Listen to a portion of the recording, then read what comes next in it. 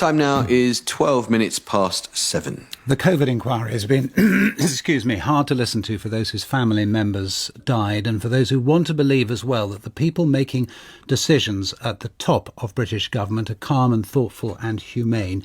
Yesterday, the inquiry heard diary entries from the Chief Scientific Advisor during the pandemic, Sir Patrick Vallance, about Boris Johnson's views in August and December 2020 ahead of the second lockdown. He's obsessed with older people accepting their fate and letting the young get on with life and the economy going. Quite a bonkers set of exchanges.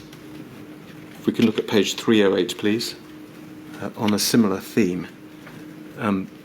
Picking it up a couple of lines down, PM says, his party thinks the whole thing is pathetic and COVID is just nature's way of dealing with old people, and I'm not entirely sure I disagree with them.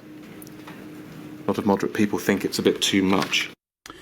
Let's turn to Ruthie Henshall, the actress who is campaigning for Gloria's Law, named after her mother, Gloria, who died in a care home during the pandemic. Ruthie Henshall, good morning to you. Good morning. What did you make of yesterday?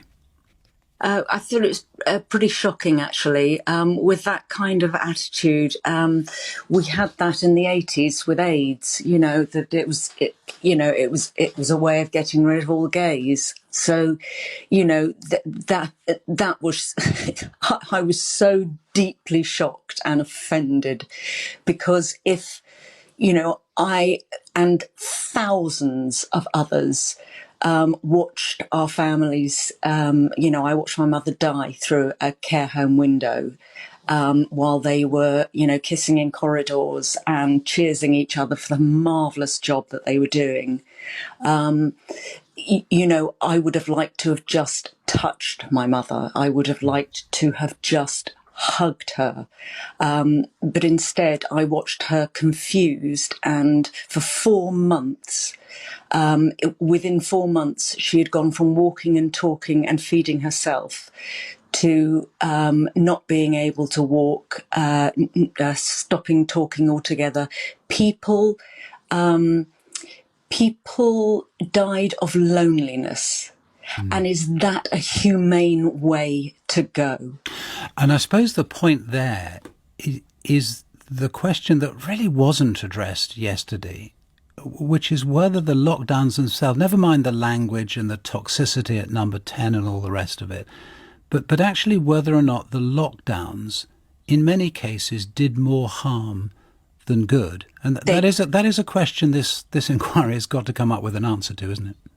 Absolutely. I mean, there's no doubt that the mental health issues of the people in the homes who gave up eating, gave up the will to live, and the families who watched all of this. And, we're talking about, I got a FaceTime call with my mother once every 3 weeks because that one iPad had to go round the whole home and all the relatives there.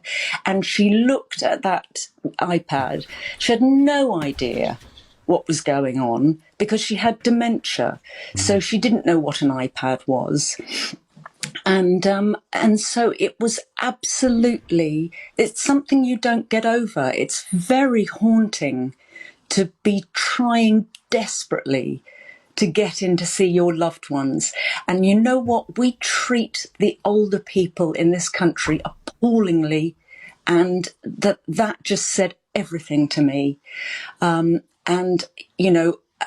let me just clarify what I was saying about, the AIDS crisis was that the powers that be, felt that it was a nature's way, which was appalling at the time. But I suppose the point is that they think they have a plan. We thought we had a plan, and this is something that the inquiry is going to turn to today. There's no plan. But there wasn't a plan, and that is the shocking thing. Well, not a plan that was ever going to work. No. And we had, I'm sorry to say this, but, number 10 was full of cowboys and nobody knew what they were doing and nobody was holding their hands up to even, figure a way through it. Boris, to me, was just concerned with what people thought. as opposed to what was best. I understand that we were in new territory, but there were some huge, terrible mistakes that were made, and as a result thousands of people died, and thousands of us watched our loved ones dying and could not get in, which is why we need Gloria's law, because in the future everybody should be entitled to one person enshrined in law. We're talking about not just government guidance, because the government guidance was absolutely good for nothing, because the care homes, being businesses, basically made up their own rules. Right. It was and just to be, we haven't got long, Ruthie, but just Sorry. what would it ensure then, Gloria's law? It would ensure that no matter what happens in this world, that they would be entitled by law to one person to be able to visit them, a caregiver, and they would have the same rights as a carer. And that's one person to every person in care. And we're talking children as well, who couldn't see their parents. Okay. Well, look, Ruthie, we've got to leave it there. Thank you so much for talking to us this morning. And Boris Johnson, of course, himself is going to give evidence to the inquiry. He's expected to do it within a few weeks' time.